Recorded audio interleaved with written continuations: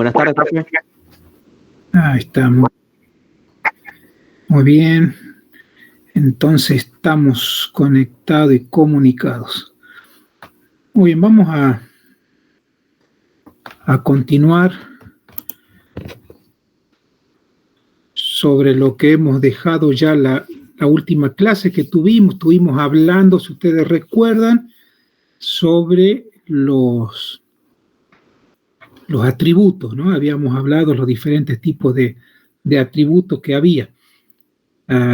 Hablando ya en particular de los componentes del objeto o de las clases. Lo que vamos a continuar ahora, vamos a hablar un poco de los métodos. Si bien seguramente ustedes esto ya algo habrán visto en práctica o sabemos a qué nos referimos, pero vamos a tratar de ver algunos detalles en relación a los métodos. Ya sabemos que los métodos están representando el comportamiento, ¿no? De ese objeto o de esa clase que nosotros estamos codificando. Sí, van a especificar la forma en que se controlan los datos de un objeto. Estos métodos también son, van a estar en la implementación de cómo se hace o cómo se realiza la tarea o eso que nosotros lo hemos definido a qué es lo que hace el objeto que define el comportamiento. Si bien ya al ponerle el nombre estábamos diciendo el qué es lo que hace, ahora cuando vamos a implementar estos métodos vamos a decirle o vamos a estar indicando a cómo hace esa tarea o esa acción. ¿Sí? Estos métodos controlan también, además de hacer procesos, controlan los atributos, es decir, tienen acceso, y esa es la idea, a los atributos del mismo objeto, ¿no? O sea, de la misma clase. Los métodos solo hacen referencia a las estructuras de datos de ese objeto. ¿Sí? No deben tener acceso directo a las estructuras de datos de otros objetos. Bueno, y acá está, de una forma u otra, si bien lo está diciendo, pero si nosotros tenemos en cuenta el concepto de ocultamiento de la información o el concepto de la encapsulación, esto no podríamos nosotros acceder en forma directa a los datos de otro objeto en forma directa, porque supuestamente los datos o los atributos de otro objeto tendrían que estar encapsulados, ¿no? O ocultados. Entonces dice, para utilizar la estructura de datos de otro objeto, se debe enviar un mensaje. Es decir, que yo puedo acceder a los datos de otro objeto, pero a través de mensajes. ¿Qué quiero decir con esto? Es que yo puedo convocar desde mi objeto un método de otro objeto donde yo quiero acceder al dato en particular, ¿no? Cuando hablamos de mensaje, sí vamos a ver que el procedimiento sería la contrapartida o a dónde termina el mensaje que nosotros estamos enviando, ¿no? Que sería el mismo nombre del procedimiento. Desde el punto de vista de la programación, los métodos son funciones o procedimientos que pueden ser llamados dentro de una clase o por otras clases. ¿Sí? Entonces, de esto tengamos en cuenta, la idea es de que los métodos de una clase trabajen y procesen, y ahí donde van a estar cambiando el estado del objeto, procesen los datos del mismo objeto, ¿no? El método es la contrapartida o la contraparte funcional del mensaje. El método expresa la forma de llevar a cabo la semántica propia de un mensaje. ¿Sí? Sería el cómo, ¿sí? El cómo lo hace. Ese sería lo que hace el método, ¿sí? Y el mensaje sería el qué lo que hace, la forma en que nos comunicamos o nosotros estamos generando un protocolo de comunicación, ¿sí? Por dónde se van a comunicar a esa clase o a ese objeto.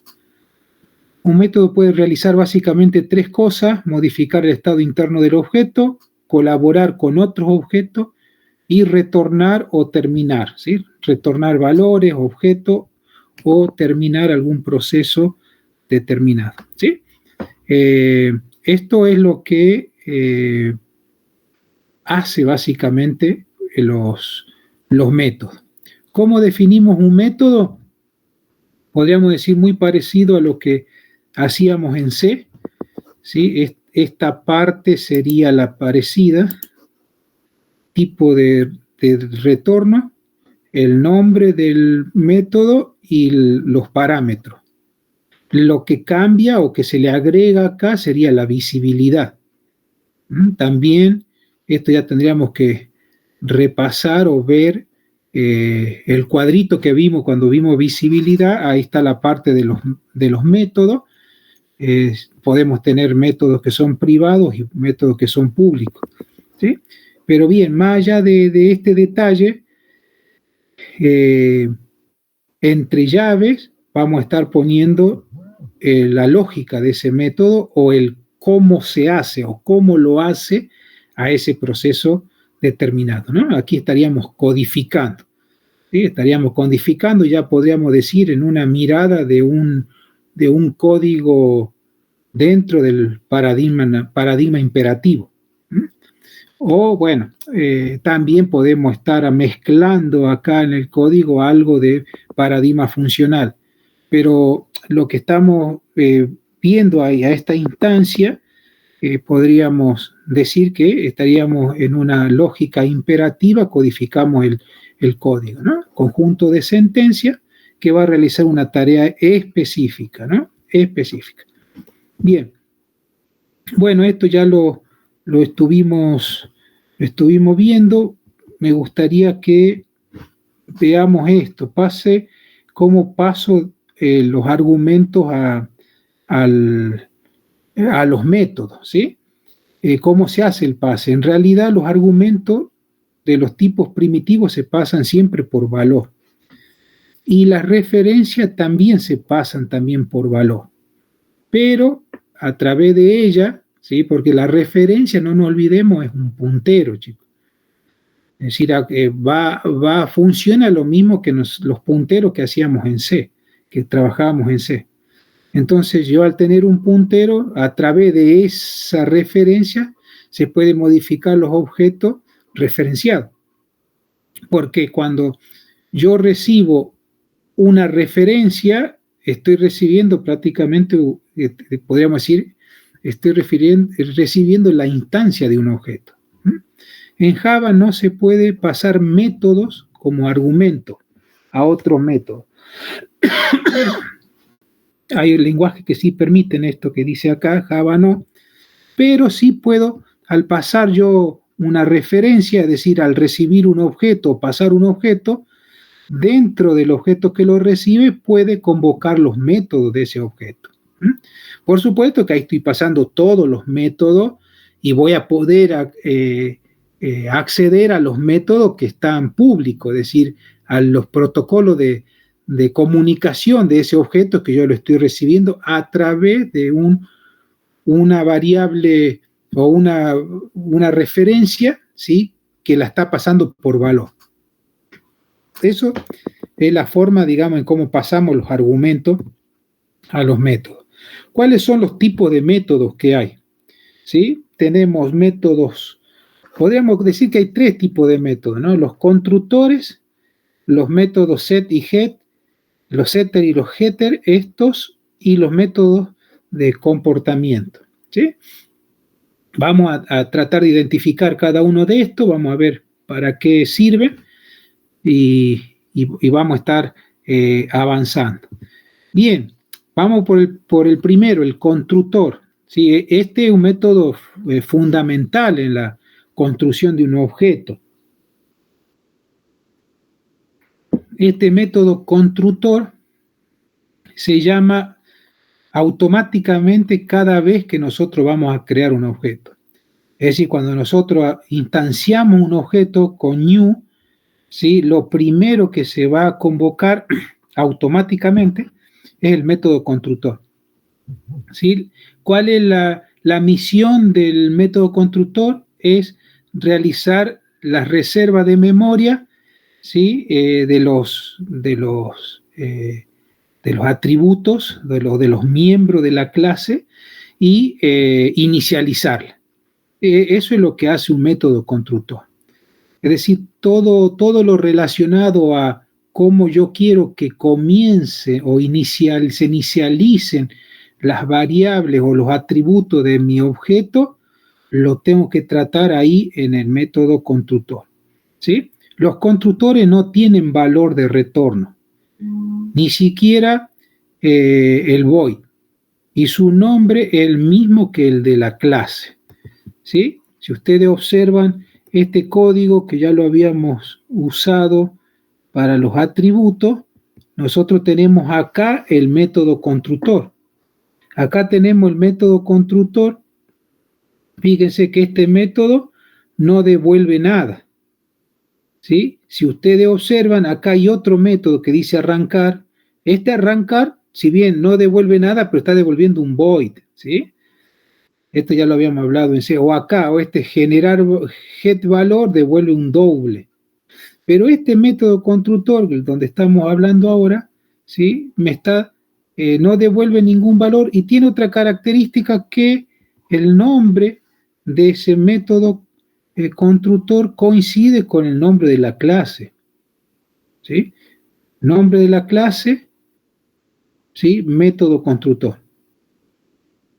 ¿Qué es lo que va a hacer este método constructor? Va a inicializar, ¿sí? En este caso, en este ejemplo, va a inicializar estos atributos con estos valores que se van a estar ingresando. Cuando nosotros, a ver si está acá.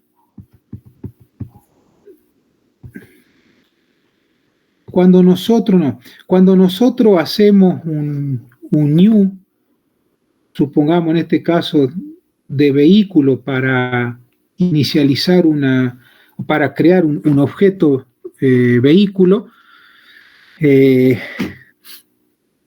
nosotros en este caso tenemos la necesidad, por decir, tenemos este constructor vehículo, vamos a tener que enviarle, en ese momento que hacemos new, tenemos que enviarle en este orden la marca, el modelo y el valor. ¿Sí? Porque acá tenemos un constructor que va a inicializar estos atributos, marca, modelo y valor, ¿sí? Lo va a inicializar con los valores que se lo ingresen al momento de la instanciación del objeto. ¿Sí?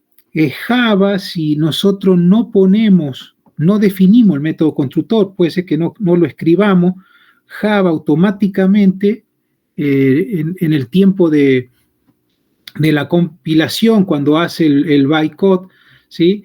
En esa instancia automáticamente va a insertar un constructor por defecto, que es un constructor vacío, ¿sí? Que la única tarea de ese constructor vacío es crear espacio de las variables e inicializarla con un valor por defecto, ¿no? Eso téngalo presente. Ahora, cuando nosotros, por ejemplo, en este caso que tiene creado el método constructor, que nosotros lo hemos creado, ese método por defecto no lo crea Java.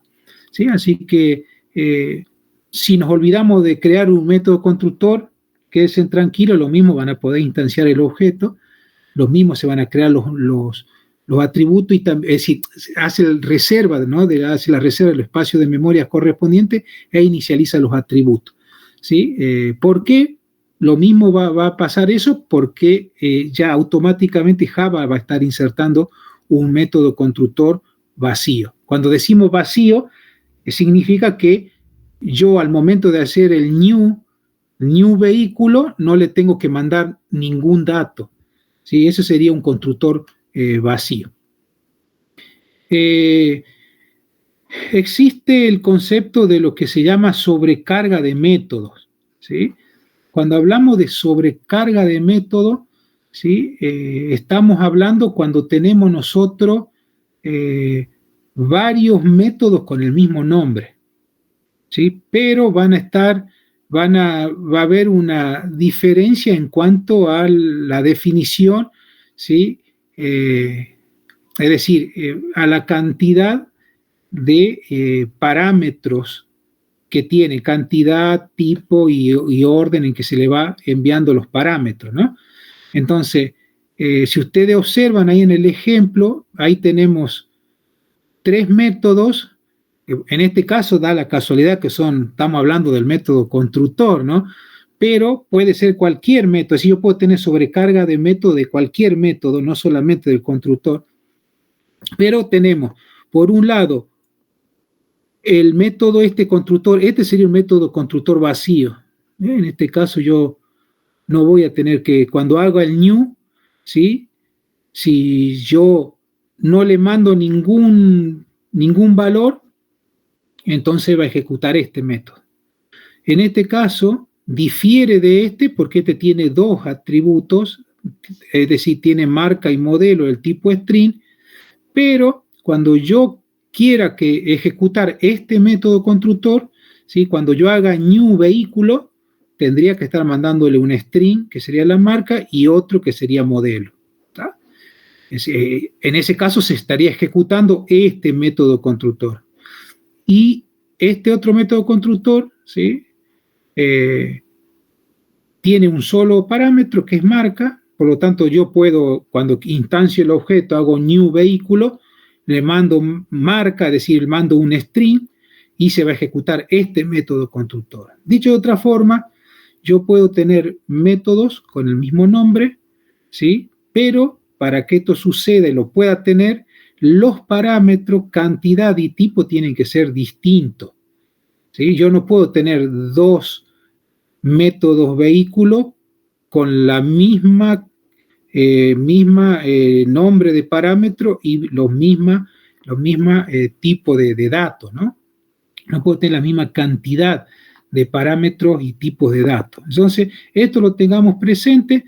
Estos sobrecarga de método no solamente es para los constructores, también podemos usar sobrecarga de métodos para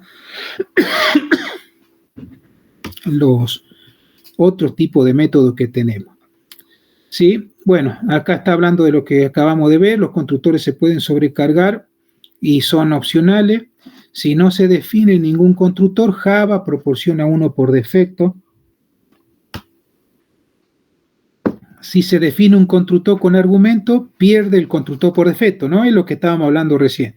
En este ejemplo que teníamos, ahí estamos perdiendo el constructor por defecto.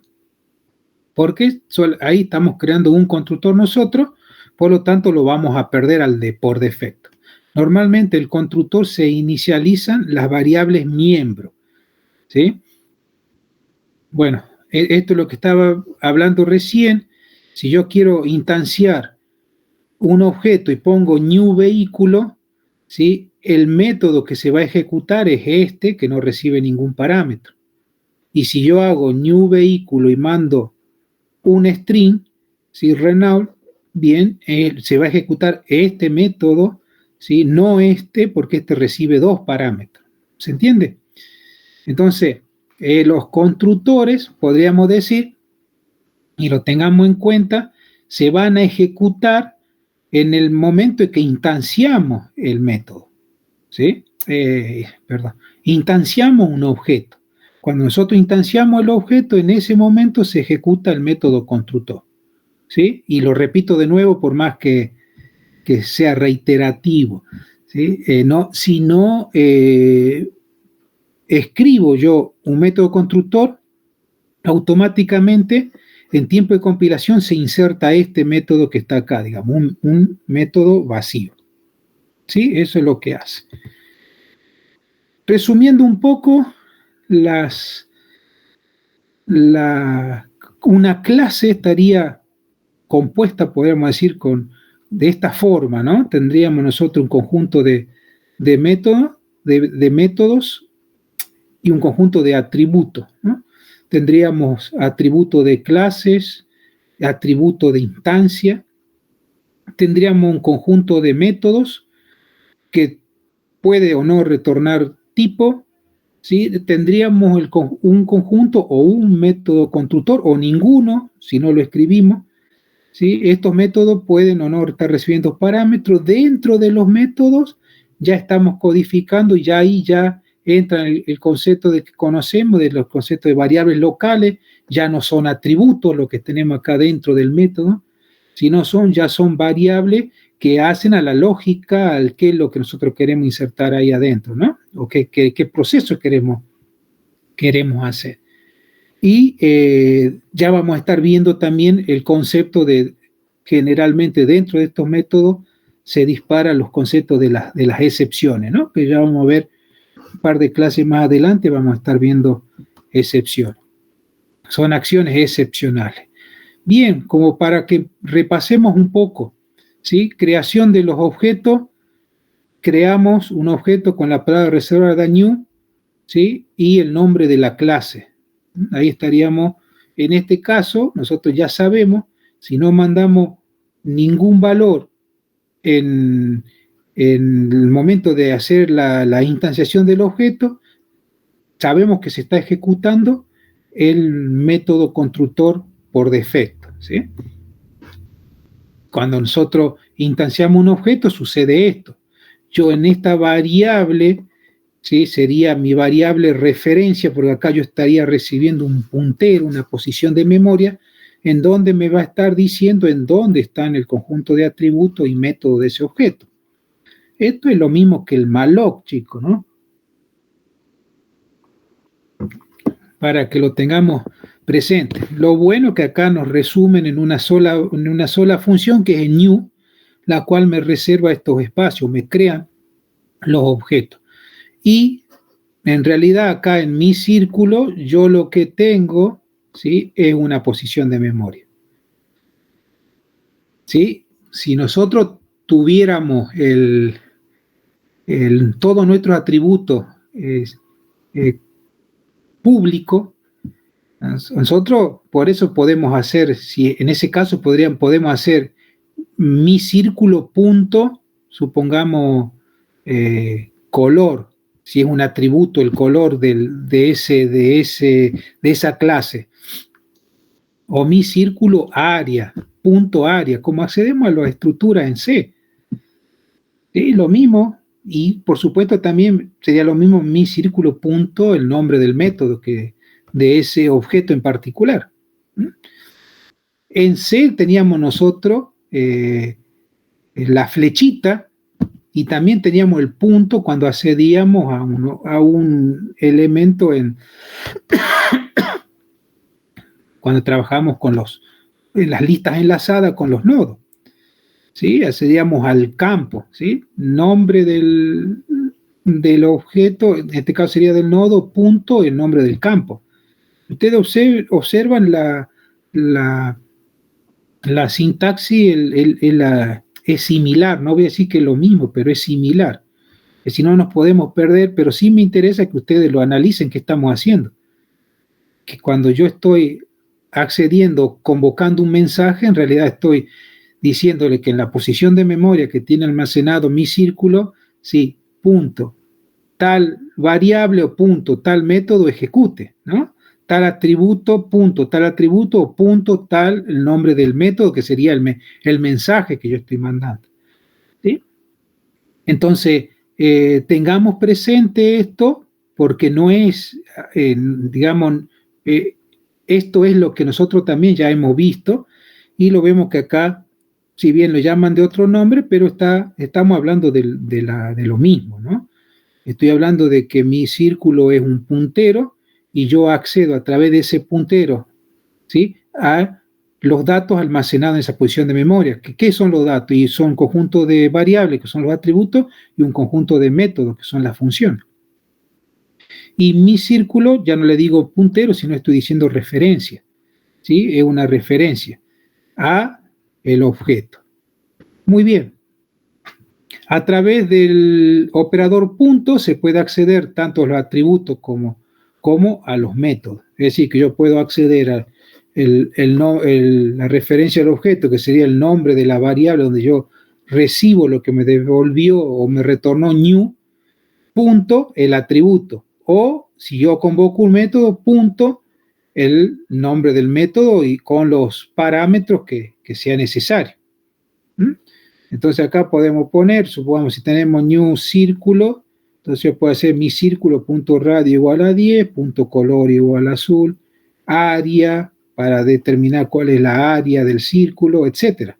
Cómo yo convoco a los elementos de un objeto. Por supuesto, todo esto que está acá, todo esto que vemos acá codificado, va a ser válido siempre y cuando radio, color y área sean públicos. Que es muy factible que no lo sean, ¿sí? Pero es importante también saberlo nosotros que yo puedo acceder a esas formas. Voy a poder acceder a esas formas si es que estoy accediendo a un objeto desde afuera, ¿sí? Y esos atributos son públicos. Si no, tendría que acceder a través del método que me permita acceder a ese atributo en particular. ¿Sí? Bien, existen un valor de referencia especial llamado dis. Si esto ténganlo presente, por esto se lo usa mucho, el famoso dis. Ese es un valor de referencia. Se lo utiliza dentro de cualquier método para referenciar al objeto actual. ¿Sí? Ustedes observen el ejemplo acá. Nosotros acá tenemos un método donde reciben dos parámetros, ¿no? X y Y. Y acá tenemos nosotros como atributo de la clase círculo, X y Y. Esto es atributo de instancia, ¿sí? Atributo de instancia. ¿Estamos? Y estos son atributos del método, perdón, no son atributos, estos son parámetros del método, X y Y. ¿Sí? Por supuesto que esto está a propósito, escribirlo así, lo que siempre se dice, evitar de escribir siempre los mismos nombres para no confundirnos, ¿no?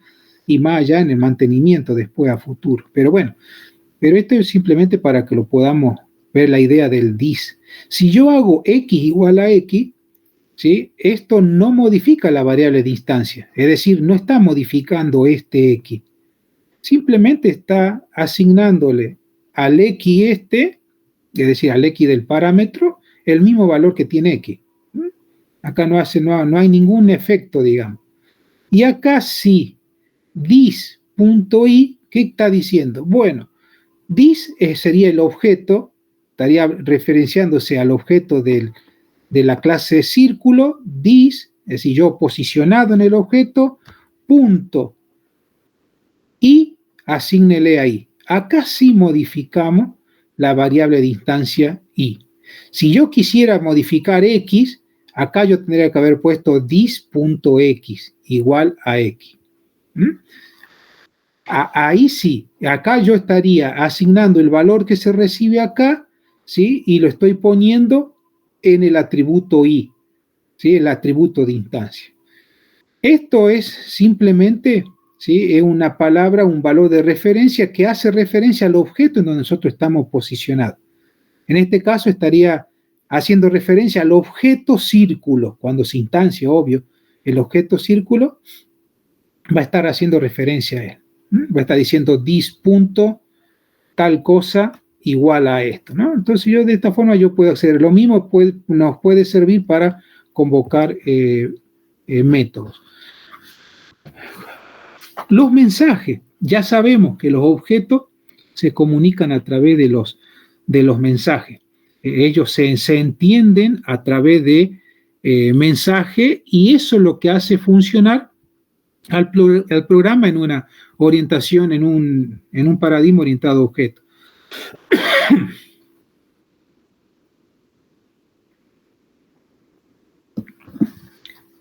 Para poder enviar un mensaje a un objeto, hay que conocer cuál es el mensaje que atiende o entiende el objeto al cual yo le estoy enviando, ¿sí? Es decir, yo debería conocer el protocolo de comunicación de ese objeto al cual yo me quiero conectar. Al enviarle un mensaje a un objeto, este responde activando el método asociado a ese mensaje. Por supuesto, siempre y cuando exista. ¿Sí? Si yo tengo un objeto emisor, va a convocar o va a enviar un mensaje al objeto receptor, ¿sí? Un mensaje de un método determinado, es decir, de una acción determinada. Ese método receptor va a ejecutar en realidad ese método y va a estar retornando un valor. ¿Sí? Un valor, o va a estar retornando una acción, algo retorna en donde indica la respuesta a lo solicitado. Como resultado del envío, ¿sí?, de un mensaje puede retornar también un objeto, no solamente un valor, pero dentro de eso retornable puede ser un objeto. ¿Sí? ¿Cómo se especifica un mensaje? Esto ya lo hemos visto, pero lo repetimos de nuevo. Se especifica con el nombre correspondiente al protocolo del objeto receptor. ¿Sí? Se indica cuáles son los parámetros, es decir, la información necesaria para resolver el mensaje. Objeto receptor, punto, nombre del mensaje y los parámetros. ¿Sí? Nombre del objeto, ¿sí?, nombre del método y los parámetros que ese método, que sería el mensaje, tiene definido, entonces yo le tengo que estar enviando. Generalmente la mayoría de los lenguajes maneja esta forma de convocarlo, ¿no? Hay otros, puede haber alguna diferencia, pero es importante que la mayoría llevan esta, digamos, esta lógica, por decir así, ¿no? Y podríamos decir es algo razonable. Si el conjunto de métodos el conjunto de métodos públicos me están definiendo a mí los mensajes que ese objeto entiende para dar una respuesta, bueno, es lógico que así como yo accedo a través de un punto a un atributo, de la misma forma accedo a un método, que sería el conjunto de protocolos que yo voy a tener dispuesto para que ese método responda a algo, ¿no? Entonces, si vemos un caso así particular, como en este caso una cuenta bancaria que se quiere depositar 100 pesos, ¿sí? Nosotros tenemos el objeto caja de ahorro. El objeto de caja de ahorro tiene un conjunto de métodos: depositar, extraer, saldo, titular. Fíjese que acá hay una sobrecarga de métodos. Tenemos un titular sin parámetros, sin que no recibe nada, ningún parámetro, y acá sí tenemos un titular que recibe una persona. Y si ustedes observan, este es el conjunto de mensaje, ¿sí?, que entiende este objeto, ¿sí?, caja de ahorro. Este sería el protocolo de comunicación. ¿Cuál? Y los métodos. Si ustedes observan acá, las variables de instancia, tiene una variable de instancia saldo y una variable de instancia titular. Ese titular, ¿sí?, es una persona, de acuerdo a este grafiquito que tenemos acá, que se llama Juan Pérez. Dicho de otra forma, esto es una referencia realmente, ¿sí? Es un atributo que tiene una referencia. Dicho de otra forma, es un puntero, ¿sí?, como para que lo vamos ahí asociando a lo que nosotros ya sabemos. Entonces tenemos la caja de ahorro, ¿sí? Un objeto de la caja de ahorro tiene ese protocolo de comunicación. ¿Cómo le digo que deposite 100 pesos? Caja de ahorro, punto depositar, y le envío el valor 100. Está supuestamente depositar, tengo que enviarle un monto, ¿sí? Ahora, ¿cómo hace esto para que lo deposite? Bueno, eso es el que lo codificó, puso la lógica ahí para que se almacene ese valor que se recibe y se le sume al saldo. Entonces, de esa forma, yo me comunico con un objeto. Si yo le quiero mandar un mensaje para cambiar el titular, ¿sí? No es para cambiar el titular, para ver cuál es el titular que tiene. Entonces, va a haber un objeto emisor, va a enviar el método, va a convocar el mensaje titular o va a enviar el mensaje titular. Fíjese que ese titular no envía nada, es decir, no le enviamos ningún valor al titular. Entonces, ¿qué hace titular? Seguramente va a ejecutar el método titular y de ahí va a estar retornando el objeto, ¿sí? O la referencia titular. Va a estar devolviendo, retorna cuál es el titular de esa cuenta. ¿Sí? Ahora, si yo envío titular, ¿sí? Y le envío el objeto Luis García es un objeto tipo persona. ¿Sí? Entonces, ¿qué es lo que va a estar haciendo acá? Seguramente que va a asignarle o va a cambiar dentro de ese método titular, le cambia la titularidad, ¿sí? De esa cuenta. Por lo tanto, cuando hace esa acción, ya si ustedes observan, titular, la referencia, el atributo de titular, ya deja de apuntar, antes estaba así, apuntando a Juan Pérez. Cuando yo hice cambio de titularidad, ¿sí? Le puso ahora a Luis García. ¿Qué es lo que pasó ahí? Hubo un cambio de estado interno. ¿Sí? Con la convocación anterior de titular sin enviarle el objeto a persona, solamente me devolvió un objeto, no hubo un cambio del estado. Cuando yo hice el depósito, hubo un cambio del estado del objeto porque se cambió el saldo. Cuando yo hago una extracción, va a haber un cambio de estado del objeto. Ahora, con este ejemplo estamos haciendo un cambio en el estado interno del objeto, porque ya no es más Juan Pérez el titular, sino es Luis García. ¿Sí? Entonces, lo importante acá para tener en cuenta es, yo quiero comunicarme con tal objeto, yo tengo que saber cuál es el protocolo o cuáles son los métodos que ese objeto tiene disponible para yo poderme comunicar. ¿Sí?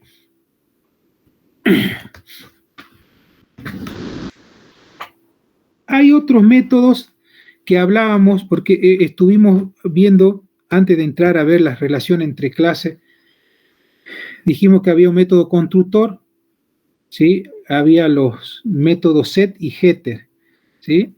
Y después tenemos los otros métodos de comportamiento, es decir, qué es lo que hace un método en particular. Supongamos un método que, bueno, el método para extraer dinero, ¿sí? Hay toda una lógica para que extraiga dinero. Seguramente no es que yo hago extraer dinero y ahí se acabó todo. Seguramente que después me va a estar pidiendo que me identifique como usuario, que ingrese la clave y toda la historia para recién poder hacer extracción de dinero. ¿Se entiende?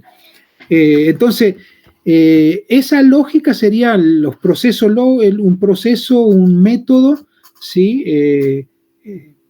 Que realiza una tarea específica, ¿sí? En relación al nombre o a lo que va a realizar ese método en particular.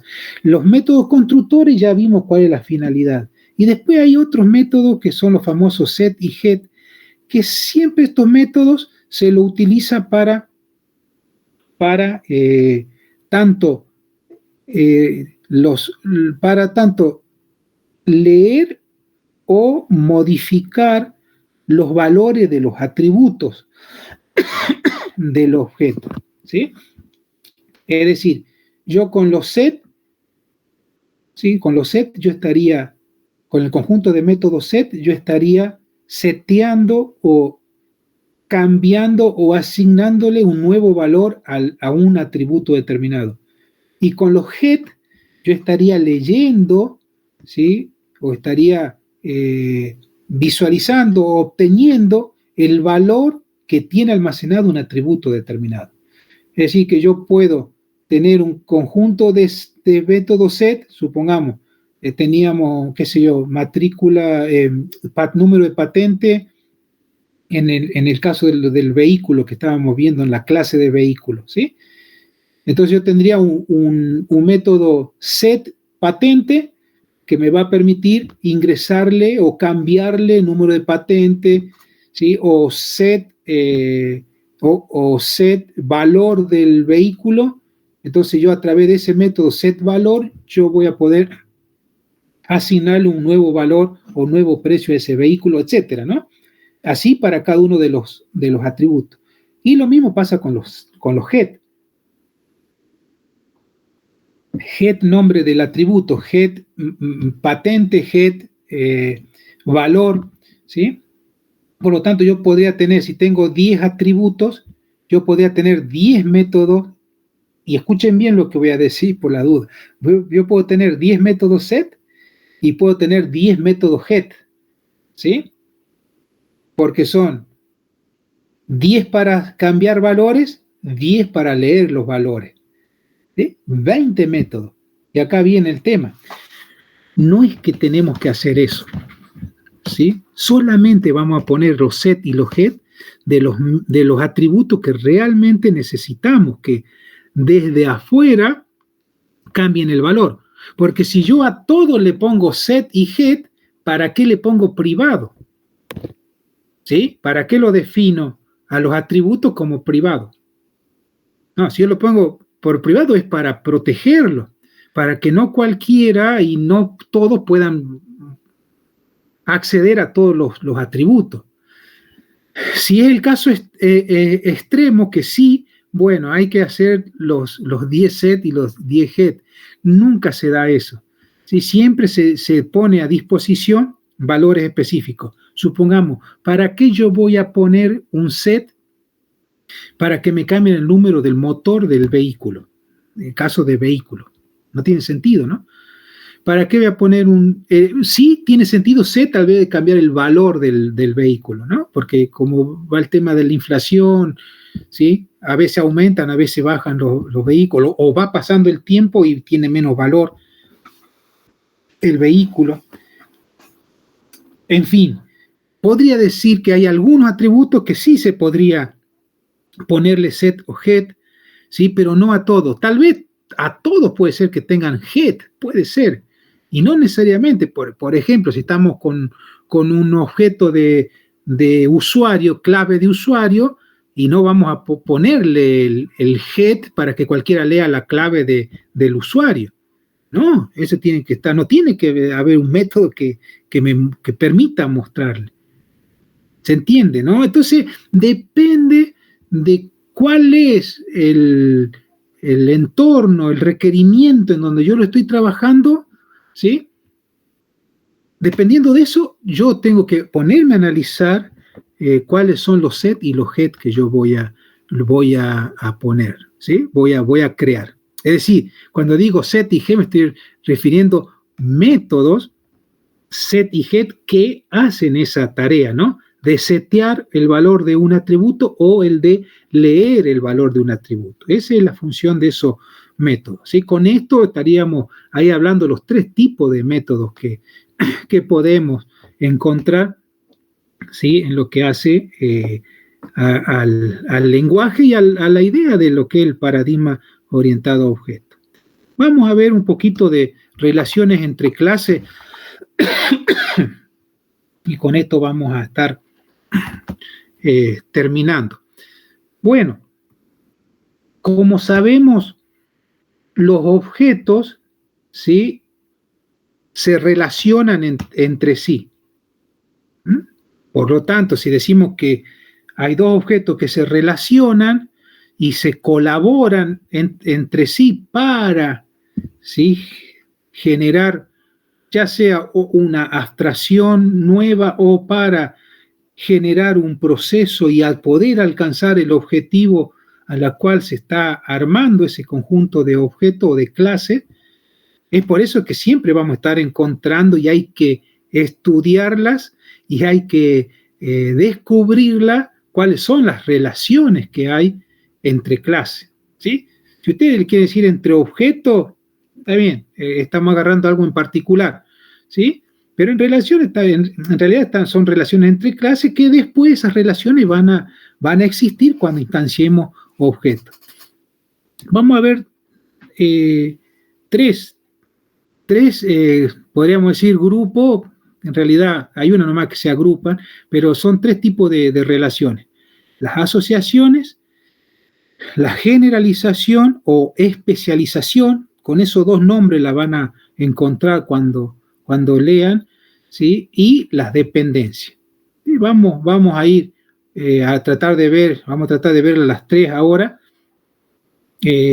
No es difícil. Esto es importante tenerlo presente y practicarlo ahora en esta instancia, en la instancia de que yo estoy construyendo las clases y poder identificarlas a las relaciones para poderlas escribir en nuestro diagrama, ¿no?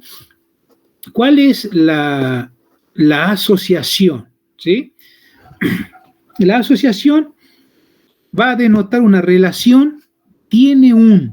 ¿Sí? Siempre tengan presente esto, porque esta relación tiene un es la que a mí me va a ayudar al momento en que yo estoy descubriendo cuáles son mis objetos para definir las clases, cuando yo estoy descubriendo cuáles son los atributos y me pongo a ver cuáles son los comportamientos que tiene, ¿sí? Cuando estamos en esa tarea de encontrar los sustantivos, de encontrar los verbos, en fin, yo trato de, una vez que ya más o menos vi cuáles son las clases candidatas, ¿sí? Empiezo a ver qué relaciones pueden haber, ¿sí? Y una de estas relaciones es la famosa que se relacionan con el tiene un, ¿sí? Indicando alguna dependencia semántica entre clases de otro modo independientes, ¿sí? En programación, esto que acabamos de decir, se implementa mediante referencia. Fíjese qué simple que esto. Es decir, un atributo de una clase es una referencia a un objeto de otra clase. Cuando nosotros tenemos esa situación tan simple, es más, la vimos en el objeto caja de ahorro, ¿sí? En el titular. Ese titular, que es una referencia al objeto persona, ahí nosotros tenemos una asociación, ¿sí? Ahí se están asociando una clase que es caja de ahorro con otra clase que es persona, ¿sí? O con un objeto, clase de ahorro, caja de ahorro con una clase, con un objeto que es persona. ¿Mm? Entonces, un atributo de una clase es una referencia a un objeto de otra, ¿sí? Ahí lo hicimos más sencillo a lo que dice allá arriba, porque lo que dice arriba, ¿sí? Está hablándome para cuando yo estoy leyendo el enunciado y estoy trabajando en encontrar cuáles son los objetos, atributos y después poder identificar las relaciones, ¿eh? En este caso, una asociación.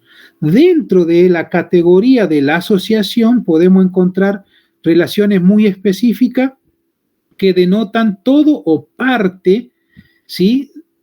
de ese objeto que se relaciona, o de esa clase, como son la agregación y la composición. Resumiendo, la agregación y la composición también son asociaciones, pero tienen una particularidad especial que ya la vamos a estar viendo, ¿sí? Entonces, cuando yo hablo de la asociación, ¿sí? Que tiene podemos tener este ejemplo. Es más, ya mencioné uno yo, ¿no? Que era el de la caja de ahorro y del titular, que sería caja de ahorro y persona.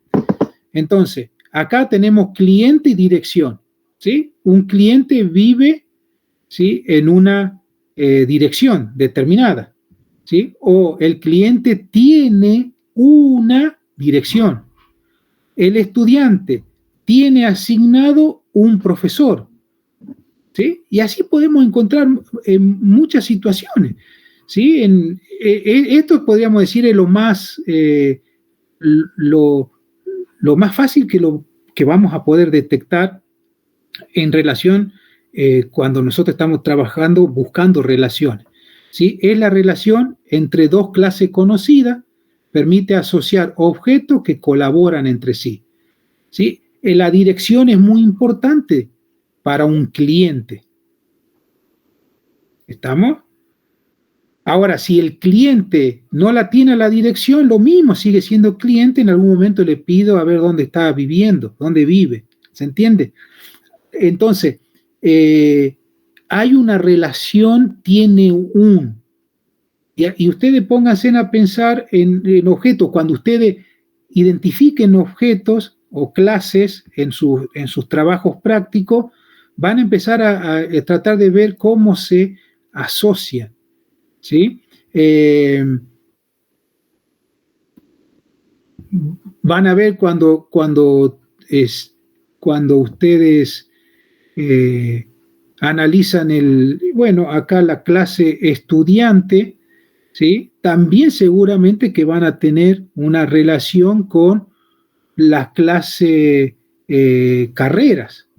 Ya vamos a ver cuál sería, y así, cuál es la relación que tiene con la clase exámenes, cuál es la relación que tiene con tal y con la otra, y empezamos a tratar de relacionarlas, ¿sí?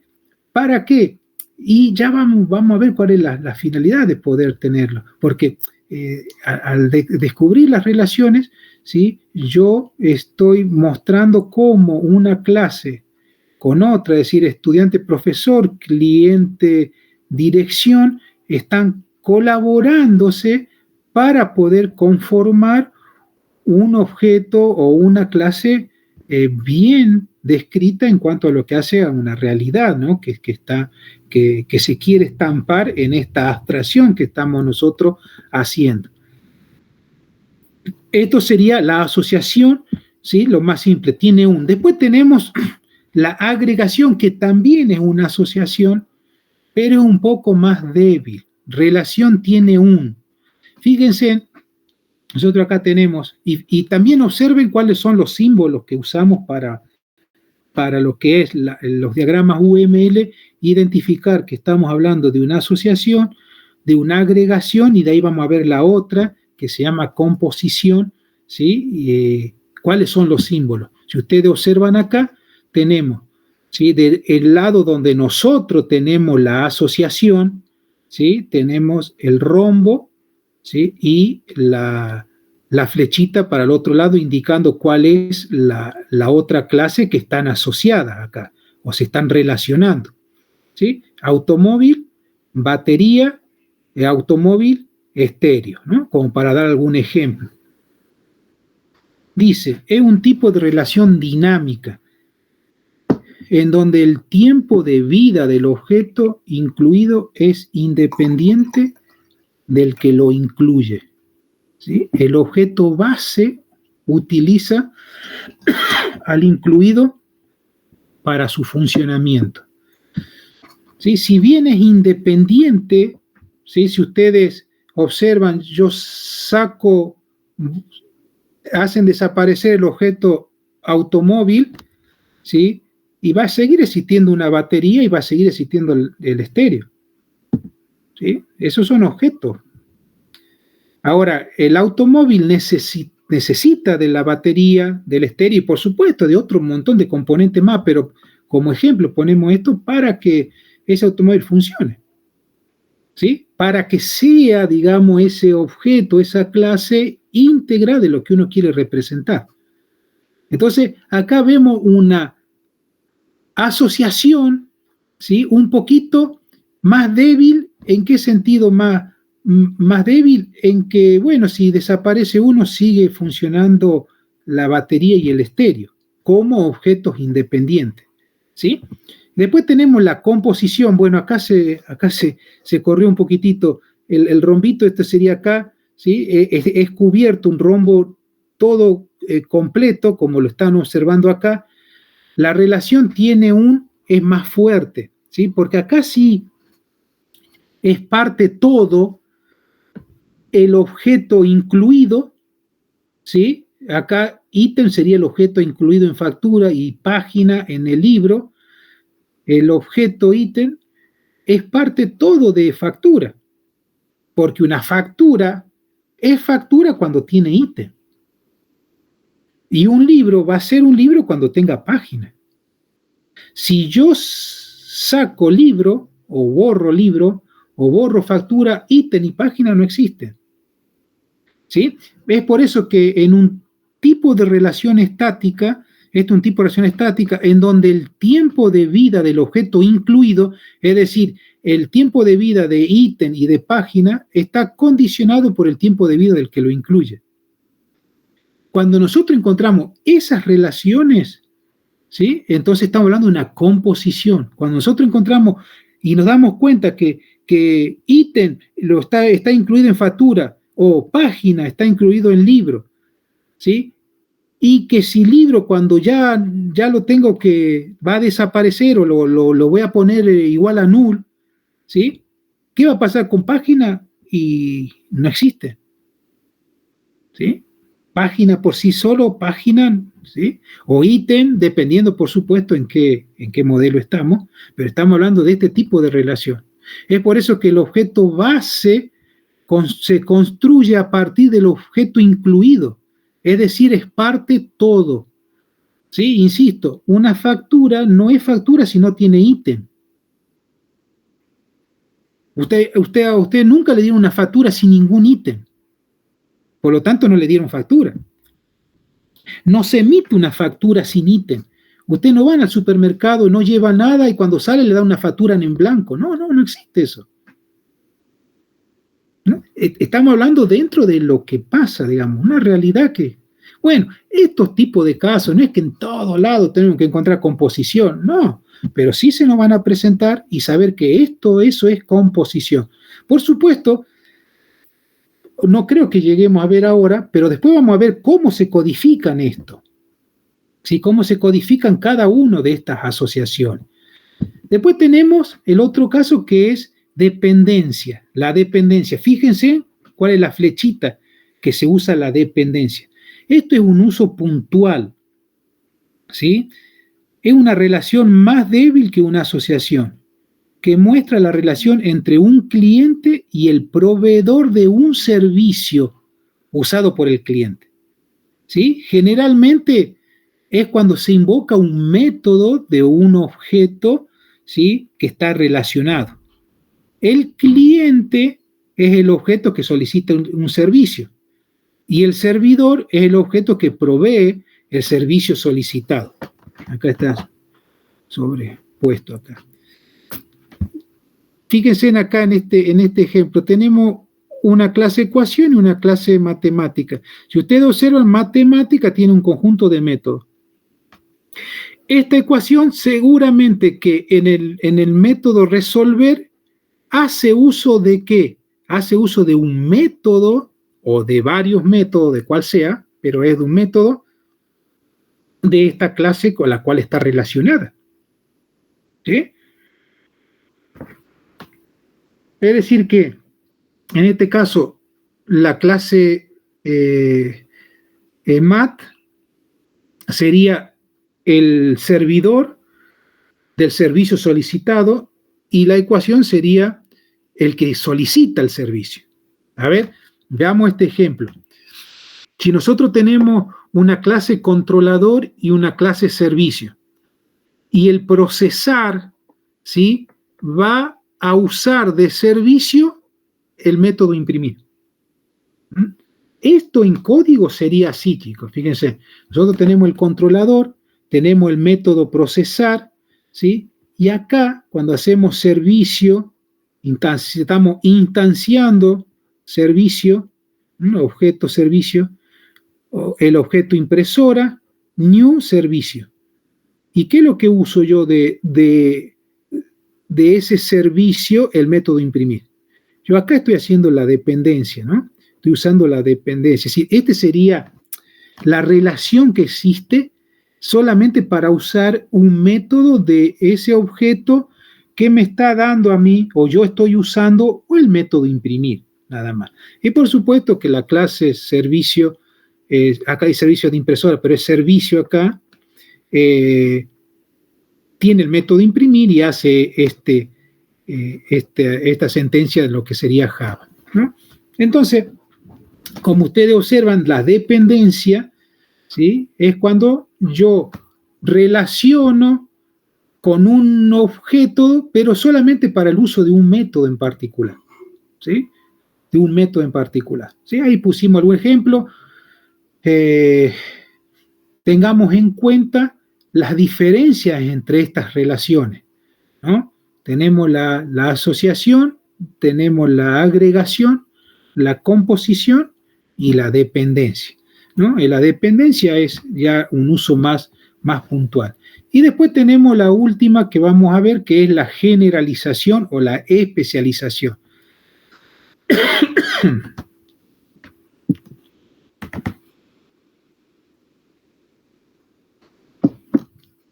Pregunta de esto que estamos viendo, relaciones, chicos. ¿Todo bien? ¿Siguen? Profe. Sí. Yo tengo una duda respecto a la multiplicidad. Sí. Sí, después me lo podría explicar, porque en asociación, en el trabajo que nos dejó el profe, lo tenemos que usar y bueno, no sé cómo salga bien. Bien, ya lo vamos a conversar, si bien un poquito más adelante vamos a ver esto después que vemos generalización, pero vemos el tema de la multiplicidad, ¿sí? En relación a eso va a depender, bueno, ya a ver si llegamos, vamos a tratar de llegar con los tiempos, ¿sí? Para que terminemos con esto, que sería la última de los tipos de relaciones que hay, y después entramos a ver cómo se maneja el tema de la multiplicidad. Ya lo vemos. Vamos a llegar ahí. La generalización, ¿sí?, es una relación, es un o se comporta como. De esas dos formas nosotros lo vamos a identificar, ¿sí? Cuando encontramos una relación entre dos clases o objetos y decimos este es un, ¿sí?, o se comporta como, entonces estamos encarando o estamos en la presencia de una generalización. Esto, cuando hablamos de generalización y de la especialización en el lenguaje Java, ¿sí?, la implementación de esto sería la famosa herencia, ¿sí?, la famosa herencia. Entonces, ¿qué es lo que es la especialización? En muchas situaciones, objetos de distintas clases pueden tener atributos similares y exhibir comportamientos parecidos, ¿sí? Es posible generalizar todas las propiedades y comportamientos comunes, y acá viene, en abstracciones más generales y dejar los propios en clases particulares. Esta es la idea de la generalización. Es decir, yo trato de crear una clase genérica en donde yo contengo el conjunto de atributos similares, el de los comportamientos parecidos, y luego, ¿sí?, las relaciono, ¿sí?, o las asocio con cada una de las clases en particular. Fíjense en este famoso ejemplo, ¿sí?, donde tenemos tres clases distintas. Ustedes van a observar ahí que en rojo tenemos los atributos que son iguales, ¿sí?, y tenemos en azul el comportamientos similares. Entonces, pero cada una, ¿sí?, tiene o podría tener más atributos distintos y más métodos distintos, ¿sí? No es que siempre tienen que ser todos, sino algunos. Entonces, dependiendo, cuando hay un comportamiento de esta forma, cuando yo veo que un conjunto de clases comparten atributos o comportamiento, entonces yo ya puedo pensar en una generalización. Entonces, ¿qué es lo que se hace? Se crea una clase general, ¿sí?, una clase especial. la famosa superclase o la famosa clase padre, en fin, o madre, ¿sí? Dependiendo de cómo ustedes lo quieran expresar, pero ¿a qué vamos? Que sería una clase superior en donde yo tengo, obvio que le voy a crear un nombre nuevo porque es una abstracción de una realidad, carga, esta clase carga, yo no la tengo, no la encuentro en el enunciado, no la encuentro yo en la descripción que me pasaron o no la identifico yo en el entorno que estoy analizando, en el dominio, no la identifico. Yo estoy creando una nueva a raíz de haber analizado el conjunto de clases, ¿sí? Dado que un package es una carga, una caja es considerada como una carga, un bidón es una carga, ¿sí? Entonces, estas clases que tenemos acá son las famosas clases hijas o clases derivadas. Estas clases van a compartir estos métodos y atributos de la clase padre o de la clase superior, ¿sí? Eso es lo que estamos haciendo cuando hacemos la famosa generalización o estamos hablando de herencia, ¿sí? Entonces tenemos acá, después de haber hecho este trabajo de separar o de unir en una sola clase todo lo que se comparte de estas clases que tenían algo igual, ¿sí? O algo parecido, por eso acá se dice, se comporta como, ¿sí? No es el 100% igual, pero es algo parecido, ¿no? Es como ¿sí? Como una carga.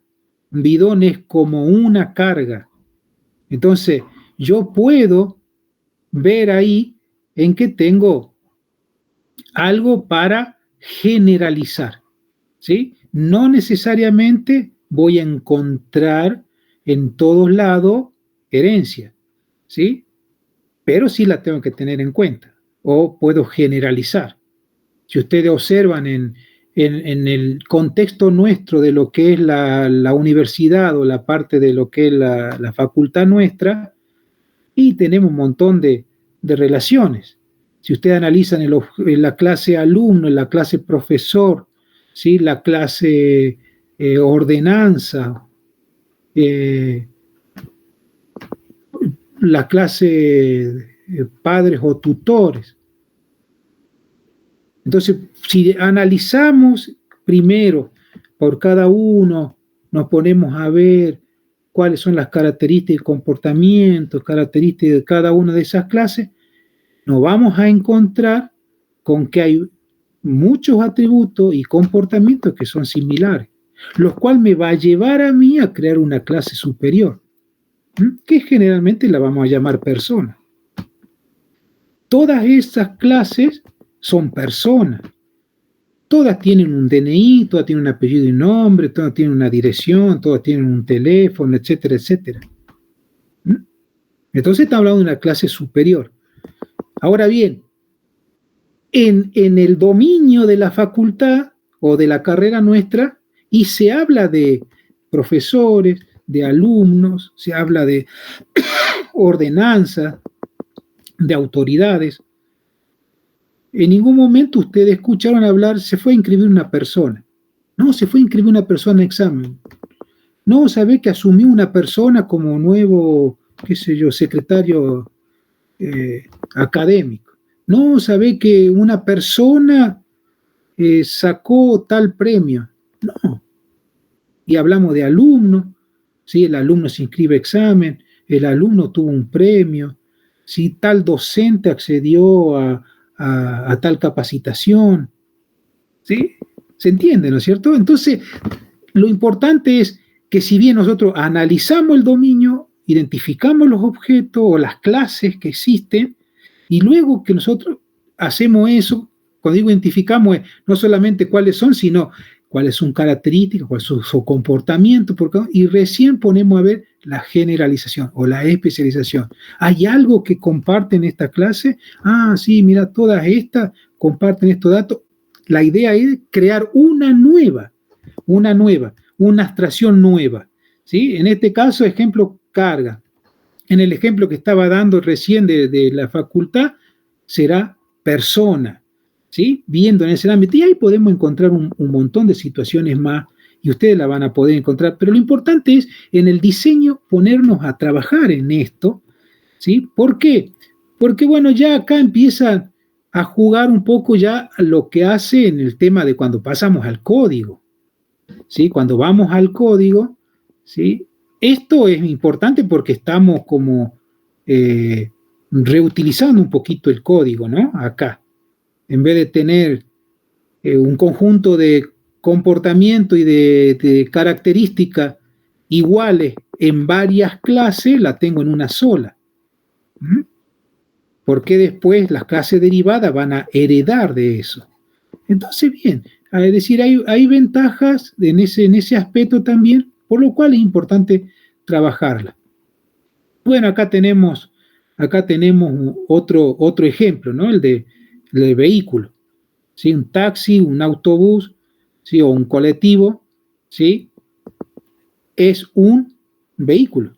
Un taxi es un vehículo, un autobús es un vehículo, ¿sí? Es decir, esa relación existe, entonces trato de sacar cuáles son los atributos comunes, cuáles son las características comunes, es decir, los métodos comunes, ¿sí? Y acá en cada una de las clases quedan los específicos de esas clases que nosotros estuvimos analizando. Taxi tendrá su número de licencia, ¿sí? El autobús tendrá su número de plaza, cuántos asientos tiene, digamos, cuánta es la capacidad, ¿sí? Y tendrá su set y su head, en fin, ¿sí? Esto a modo de ejemplo, pero cada uno tiene su cosa particular, pero pueden compartir un conjunto de atributos y comportamiento, ¿sí? Lo cual me lleva a generar una clase, ¿sí? Genérica, ¿sí? O especializo, que sería la clase superior a este árbol de jerarquía, porque acá ya estamos hablando de un árbol de jerarquía, ¿no? Entonces, de la generalización que estábamos viendo a lo que sería la herencia, ¿sí? Cuando nosotros hablamos de lo que sería la herencia, estamos hablando de encontrar objetos que son casi como otros que ya existen. Entonces, esto que estamos diciendo, que una clase C definida como heredera de una clase A tiene todas las características del comportamiento de a los que se pueden agregar sus propias características y atributos, como así también sus propios métodos. Es decir, que yo tengo una clase derivada, tiene sus propias características, sus propios métodos, pero heredan todas las características y todos los métodos de la clase superior, de la clase padre. Es decir, yo tendría una clase A, una clase C, la clase A será superclase, clase principal, clase madre, clase padre. Si ustedes, la idea es de saber qué es la superior, ¿sí? La clase superior, y tenemos la subclase, la clase derivada o la clase hija, hijo, hija o hijo. Y generalmente se la nombra como clase derivada. ¿Sí? Yo pongo todos esos nombres porque así lo pueden estar leyendo, escuchando por ahí, se refiere a eso, ¿no? La clase C accede a los componentes de la clase A y los considera como propios e incluso puede redefinirlo.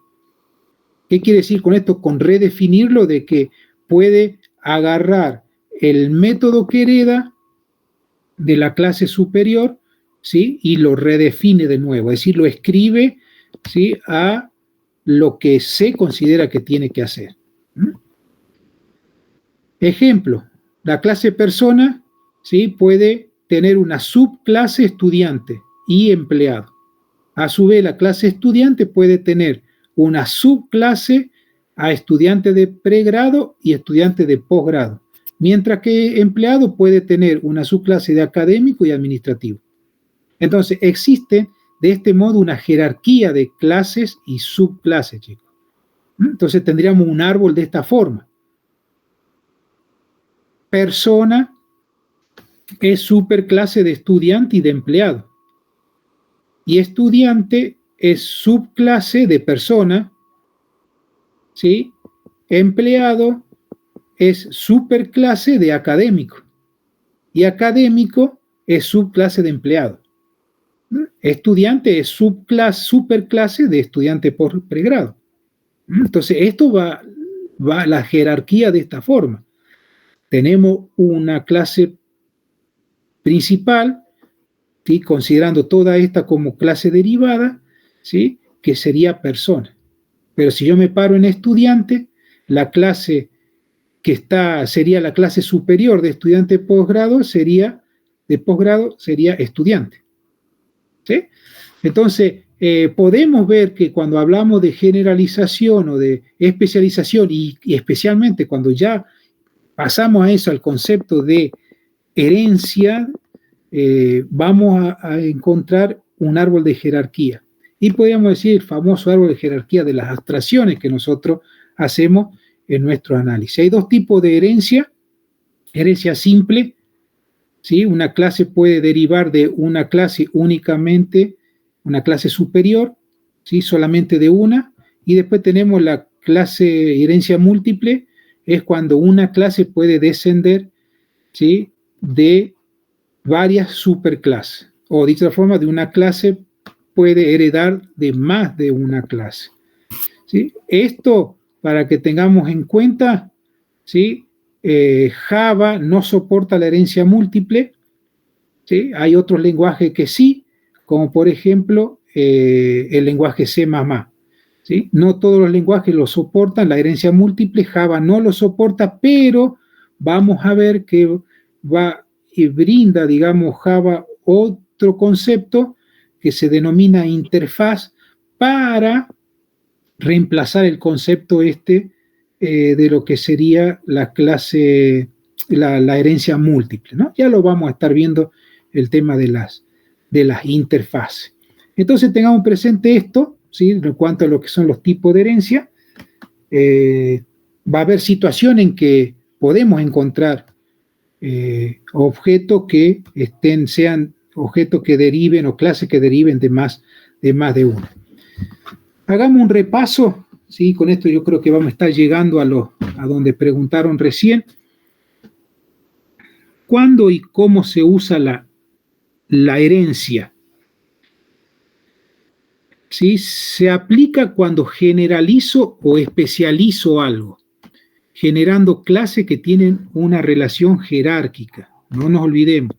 ¿Sí? Ya con el solo hecho de decir clase hija y clase superior o clase derivada, ya ahí ya tengo una relación de jerarquía.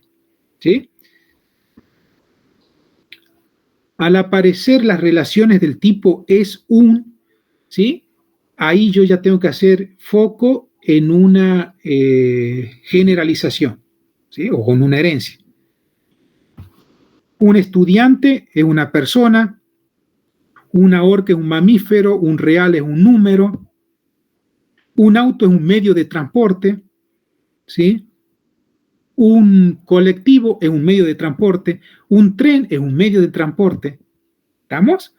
Y así, nosotros dependiendo del dominio, nosotros vamos a estar encontrando estas generalizaciones, especializaciones, teniendo en cuenta este tipo de relación que nosotros podemos tener. Esto motiva a que una clase A herede de otra clase B, ¿sí? Una clase A específica herede de otra clase B que es general. ¿Qué sería? La clase superior sería la clase general. Por eso se habla de generalización, ¿sí? Muy bien. Voy a avanzar un poquito esto porque acá estamos. Bien. Sí, llegamos. En cuanto a los diagramas UML, ¿sí? Esto seguramente ya lo están viendo con el profesor Contreras. Una clase lo representamos de esta forma, con ese símbolo. Una clase que tiene atributo, ¿sí? No nos olvidemos, en el cuadrito que vimos de la visibilidad, ahí están los símbolos que ponemos acá cuando es público, privado, ¿sí? Por defecto, en fin, dependiendo de las diferentes visibilidades, el símbolo que nosotros ponemos acá. Si la clase tiene tiene atributos y métodos, lo estaríamos representando de esta forma en nuestro diagrama, ¿sí? Esto es importante para después poder hacer las relaciones, ¿sí? Y si nosotros queremos especificarlo un poquitito más, ¿sí? Si yo puedo definir cuáles son los parámetros y qué es lo que está retornando, ¿sí? Lo puedo escribir de esta forma en mi diagrama de clase, ¿sí? Lo podemos hacer de diferentes formas dependiendo de qué es lo que nosotros queremos dejar estampado o lo que nos piden en ese diagrama. Si están utilizando ustedes una herramienta de diagrama, un ML, bueno, ahí es importante tratar de escribir todo, ¿no? Porque escribirla, digamos, de esta forma en lo posible. Bien, la multiplicidad, ¿no es cierto? Eso es lo que me preguntaban.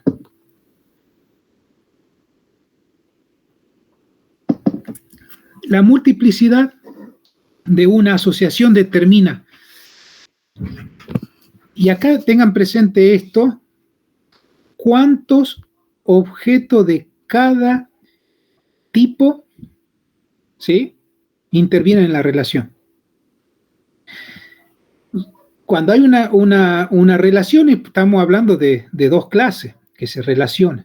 Entonces, yo tengo que, dice, la multiplicidad me va a decir cuántos objetos de cada tipo van a intervenir en esa relación.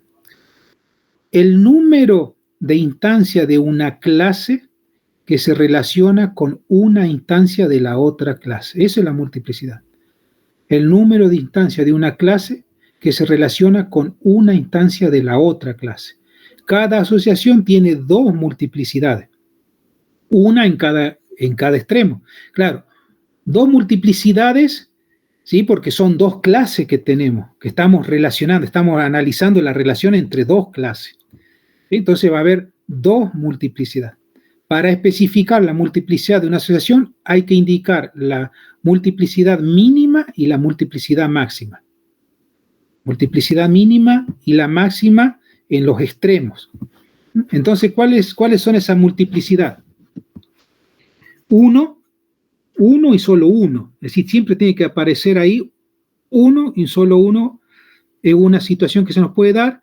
Puede ser que haya 0.1, esto, es decir, que puede haber cero instancia, chicos, cero objeto, o 1, nm, es decir, que puede haber desde n hasta m, asterisco solo, 0 o varios, ¿sí? Es decir, incluido el 0 asterisco es lo mismo que el de arriba, o 1, punto asterisco, 1 o varios, pero al menos 1, ¿sí? Y acá tenemos un ejemplito, profesor y departamento, ¿sí? ¿Qué tenemos acá? Todo departamento tiene un director, ¿sí? Todo departamento tiene un director. Es decir que, hablando en lo que son departamentos de lo que son departamentos de las facultades, ¿no? Entonces, un departamento, si bien acá tiene el sentido, este diagrama está diciendo qué es lo que está analizando, un departamento es dirigido por un profesor, es decir, en este análisis, un departamento es dirigido por un profesor, ¿sí? Y un profesor puede dirigir un departamento o puede ser que no dirija ningún departamento, ¿sí? Por eso tenemos de 0 a 1. Esta relación que yo estoy analizando me dice que un profesor puede estar como director de un departamento o un profesor no puede dirigir ningún departamento. Como en el caso mío, yo no soy director de departamento, ¿sí? En cuanto a esta relación que yo estoy viendo, en cuanto a dirigir el departamento. Y un departamento, sí, un departamento tiene que tener un director, que es un profesor. Por eso está el 1. En este caso es 1 y solo 1, no hay 2 y no puede haber uno y más directores quien dirija al departamento. ¿Sí? A ver, veamos otro ejemplo. Pertenece a, ¿sí? Está hablando en la misma relación, ¿sí? Un profesor pertenece a un departamento, ¿sí? Un departamento puede pertenecer, o a un departamento puede pertenecer varios profesores, ¿sí? Asterisco, 0 o varios profesores, ¿sí? Acá, bueno, yo que más que 0, generalmente departamento, para que sea un departamento tiene que tener un conjunto de profesores. Pero bueno, acá tendría que ser más bien, bueno, excepto que se cierre la carrera, ya no habría departamento, una cosa así. Pero bien, dicho de otra forma, puedo tener muchos profesores en un departamento, pero un profesor pertenece a un departamento, de acuerdo a esta relación. Porque usted puede decir, no, puede ser que un profesor esté en más de un departamento. Bueno, entonces acá tendríamos que cambiar la cardinalidad. ¿Sí? En este análisis que está haciendo, está de esta forma. ¿Sí? Ahora, cuando yo digo puede pertenecer, usted fíjense en las instancias, ¿no? Es decir, de objetos que yo puedo tener. En este caso, departamento, yo quiero saber el departamento, el conjunto de profesores. Yo acá voy a tener un conjunto, seguramente un array, ¿sí? De profesores. ¿Sí? Mientras que yo acá, el profesor, yo voy a tener, ¿a qué departamento pertenece el profesor? A uno. Por eso voy a tener uno, me dice acá. Ahora acá, fíjense en el otro ejemplo, en cuenta, este sería cuenta corriente, si quieren poner una cuenta en el banco, y cliente. ¿Sí? La relación obligatoria, una cuenta ha de tener un titular como mínimo.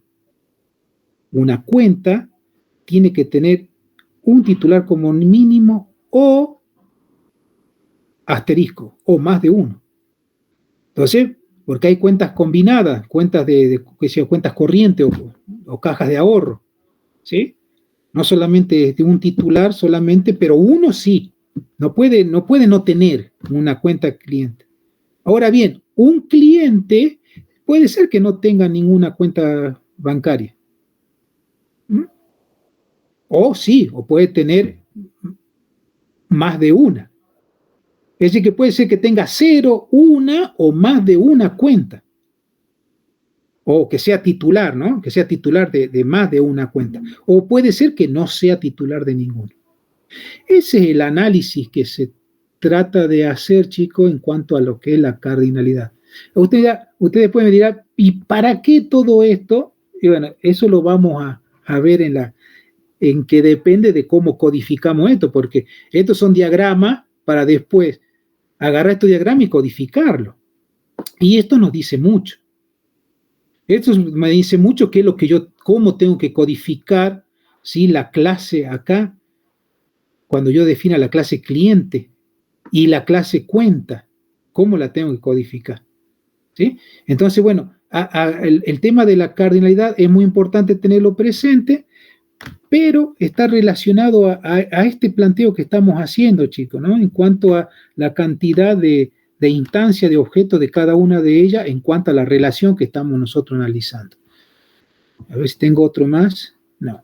Bueno, acá nomás vamos a dejarlo. Después vamos a entrar esto ya a la próxima clase para ver el tema de la codificación. Pregunta, la que preguntó sobre esto, no sé si quedó un poco más claro, si esto es lo que le están pidiendo, si esto es lo que estaban viendo ustedes. Sí, profe. ¿Sí? Ya resolví mi duda. Sí, ¿no es cierto? Es decir, en realidad no es difícil en el sentido de que tenemos que primero decir qué es lo que estoy analizando, es decir, qué relación estoy viendo, ¿no? Como por ejemplo este de profesor, ustedes ven, estamos viendo el profesor en el sentido de que dirige un departamento, ¿no? Y acá si pertenece o no a un departamento, si son dos relaciones distintas con el mismo objeto. ¿Sí? Acá es muy probable que habrá del lado del profesor del lado del departamento, una relación a profesor de quién es el director del departamento. ¿Sí? De este lado. Y de acá seguramente que va a decir el profesor si dirige 0 o un departamento, sí o no. Y tal vez cuál es el departamento. Es decir, entonces, esas relaciones, primero yo tengo que decir, bueno, identificar qué es lo que yo quiero, bueno, profesor, departamento, bien. O, por ejemplo, las relaciones más simples, por ejemplo, que hablábamos de persona y dirección, y si dirección es un objeto o es otra clase, ahí hay una relación. Y bueno, una persona que siempre va a tener un domicilio, ¿sí? Vos decís, bueno, pero es domicilio legal, o si tiene más de un domicilio, y tendría que siempre identificarse uno en particular. Entonces, dependiendo de cuál sea también el dominio, yo esas relaciones lo empiezo a analizar si es uno o mucho, porque ese del uno a mucho me va a llevar a mí a decir cómo lo voy a codificar, si va a ser un atributo, si donde almacena una referencia, o va a ser una estructura de datos donde va a almacenar más de una referencia, ¿sí? Supongámosle, qué sé yo, tenemos el dueño y por otro lado tenemos la mascota, ¿no? Queremos ver una persona y las mascotas. Y bueno, la persona puede tener más de una mascota. Y yo tendría que poder, si yo tengo analizando esa relación entre persona y mascota, yo tengo que saber de que una persona puede tener 0 o más de una mascota, es decir, 0, punto, asterisco. Pero una mascota, ahora me paro del lado de la mascota y miro a la persona. Una mascota pertenece a una persona. ¿Sí? Es decir, el dueño, el amo de la mascota es una. ¿Sí? Entonces ahí vemos la cardinalidad. Ahora, usted ve, bueno, sí, pero hay mascotas que no tienen personas. Queremos analizar los animalitos abandonados y bueno, será 0.1. ¿Sí? Entonces, dependiendo qué es lo que yo quiero analizar, también tiene incidencia eso. Voy a considerar los animalitos que no tienen dueño. Bueno, entonces esa relación mascota-dueño tiene que permitir de que la mascota no tenga un dueño. ¿No? O no. Acá vamos a hacer que todos los animales tengan su dueño. Bueno, entonces arranca desde uno. Además, uno. Siempre va a ser uno el dueño. Bueno, creo que con estos ejemplos, y esto por supuesto es práctica, chicos, le va a ayudar a poder realizar el trabajo que le han pedido. ¿Sí? Así que no sé si hay otra pregunta sobre lo que estuvimos viendo. La clase que viene vamos a ya hablar cómo codificamos cada una de estas relaciones. ¿Sí? Eso también es interesante, pues ya sabiendo cómo yo codifico las relaciones, ya es cuestión de armar nuestros árbol no digo de jerarquía, pero nuestro diagrama UML con las relaciones y empezar a codificarlo. ¿Sí? Sí, Facundo. Profe, una consulta, solo para confirmar, ¿puede ser que este trabajo práctico se pueda hacer ya a 3? No les sabría decir. No les sabría decir es decir, si lo pueden hacer de A3 al trabajo. Claro, sí, grupos de 3, sí. No les sé decir porque no sé cómo lo terminaron, digamos, definiendo el profesor, porque sé que hay trabajos prácticos que son individuales y otros lo van a hacer en grupo. En el trabajo creo que en las pautas dice que es individual, si no me equivoco. Listo. Sí. Yo sé que va a haber trabajos individuales y en grupo. Perfecto. Cualquier Muchas cosa, gracias. Facundo, le pregunto, o si no, pregunte en el grupo, en el Discord al profesor. Ya pregunto en el Discord, muchas Sí, gracias. sí, sí. Sí. No, sinceramente no le sé decir, porque además no presté atención, en particular si va a ser en grupo o individual. Le paso la asistencia para que se registre. Profe, Sí, le hago una consultita. Acá en el práctico piden realizar el diagrama de clase del dominio del problema. Cuando yo hago el diagrama, las relaciones las tengo que poner con los tipos que recién nombró de asociación, más la cardinalidad. claro, la idea sería esa, sí, sí. Sí, sí, sí. Primero identifique las relaciones, Sí, qué tipo de perfecto. relación. Una vez que hizo esa tarea, ya empieza a analizar cada uno de ellos, a cada una de esas relaciones, la cardinalidad. Sí, Ah, sí, sí. perfecto. Gracias, Ese profe. trabajito al principio cuesta un poco, pero después le agarramos la mano y es cuestión, digamos, de práctica eso, de práctica, de equivocarnos, de todo eso, ¿sí? Porque depende como la mirada que nosotros le hacemos. Lo que sí ustedes siempre se tienen que parar